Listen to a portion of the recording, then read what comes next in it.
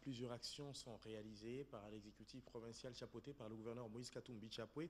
Demain à 21h30, heure de Kinshasa, vous suivrez la rétrospective 2013 d'œuvres réalisées dans cette province sur Digital Congo.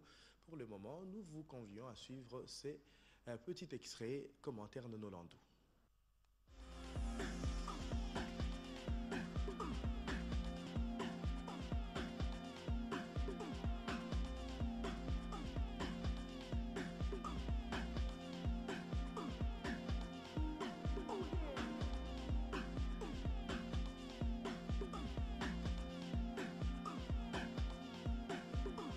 Je crois que ça, c'est un signe visible du réveil du géant Congo. Et je crois que c'est ça, l'expression de l'aspiration et de la vision du chef de l'État. Quand le chef de l'État parle de la révolution de la modernité, il s'agit également de ça.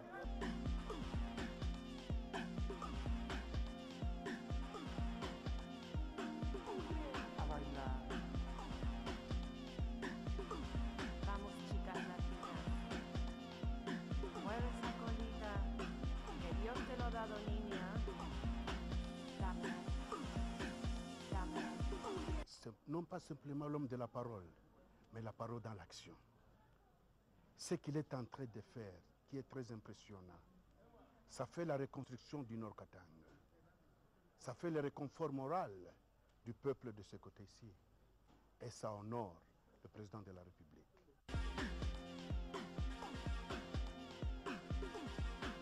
Dame, que Dios te lo ha dado, niña. Dame.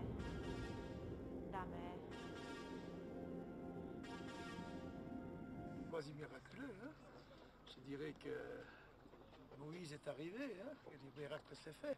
Ce qu'on a restauré, quand je vois les ruines que c'était, quand je vois ce que c'est devenu maintenant, quand je vois qu'un stade de football qui est le plus beau du Congo, la piscine olympique, qui est une des rares en Afrique, c'est extraordinaire. Hein?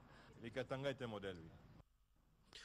Voilà, 2013, une année qui a secoué tout de même la province cuprifère sur le plan sécuritaire, mais cela n'a pas empêché le gouverneur du Katanga de mener plusieurs actions de développement pour sa province. Nolandou, je vous dis une nouvelle fois bonsoir. Bonsoir Zaïda. Vous êtes journaliste au cabinet du gouverneur de la province du Katanga, Moïse Katumbi Chapwe. Et est-ce qu'on peut connaître les grandes lignes de ce qu'a été l'année 2013 concernant les réalisations au niveau de cette province?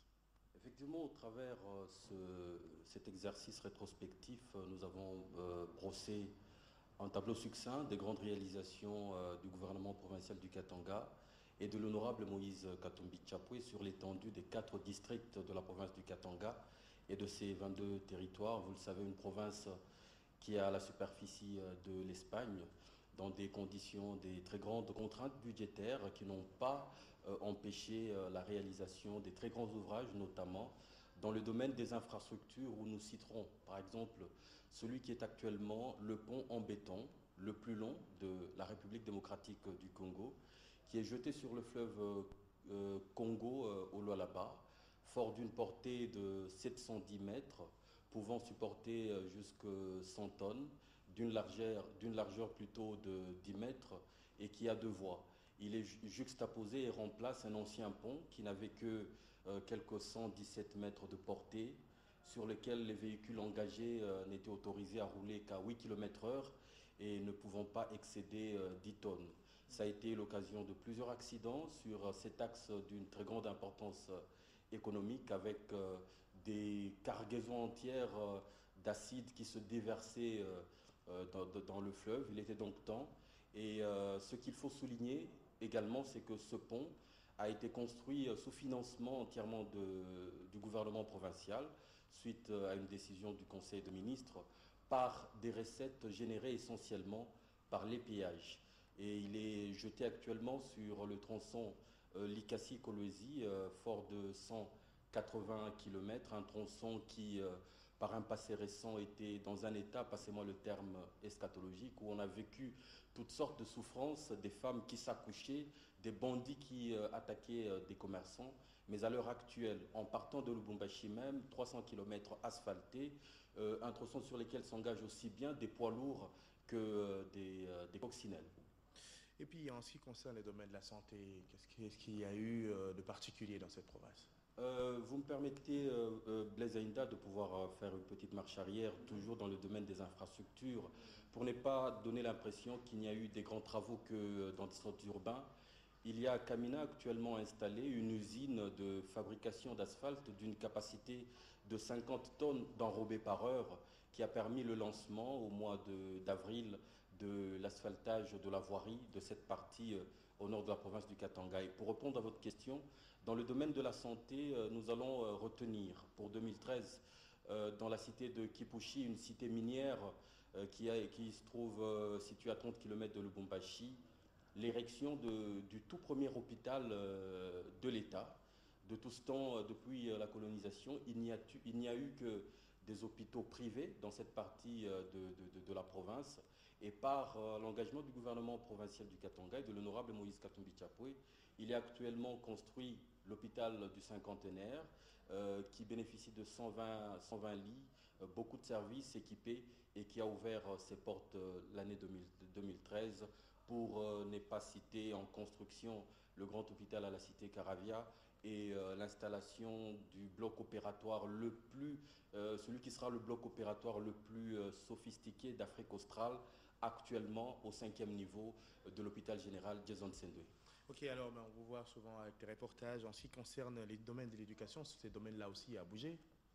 Il a grandement bougé. Évidemment, on ne peut pas parler de l'engagement du gouvernement provincial du Katanga et de l'honorable Moïse Katumbi Chapwe en termes d'éducation, sans parler et encore du complexe Kiwele qui a été remis à neuf, avec actuellement, c'est l'une des rares écoles dans le pays bénéficiant de 2 piscines olympiques. Il y en a 2 actuellement, une olympique évidemment, la toute dernière est semi-olympique.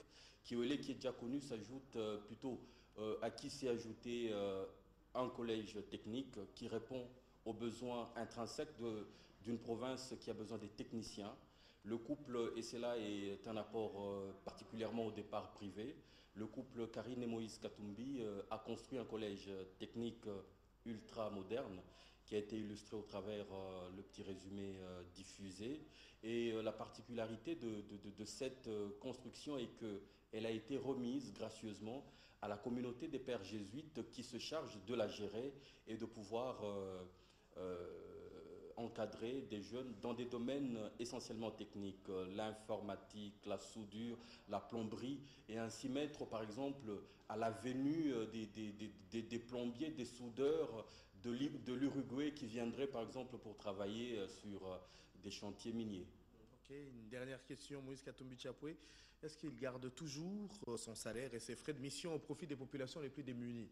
Pour parler effectivement, vous ouvrez une porte au sujet des œuvres sociales. Effectivement, Blaise, il est difficile de dissocier l'être de Moïse Katumbi Chapwe de ses actions sociales. C'est un engagement qui se colle à lui.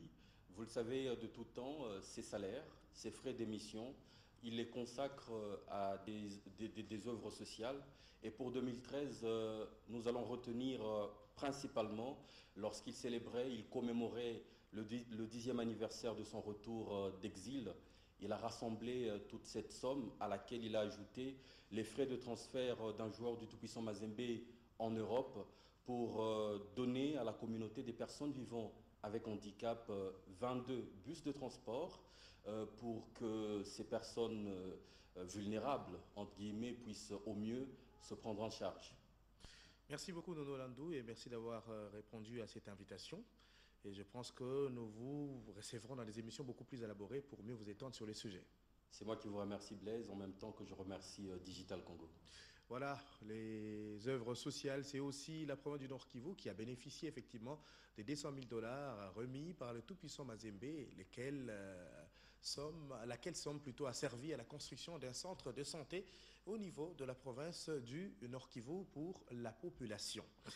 Puisqu'on parle de Moïse Katumbi Chapwe, on devrait aussi parler de son club, le tout-puissant Mazembe en Ligue des Champions qui a arraché un nul précieux d'un but partout au stade de la réunification de Douala au Cameroun face au football club Astre de Douala. Le match retour, ce sera dans la marmite buante de tout-puissant Mazembe à Lubumbashi. Les Congolais du football club MK ont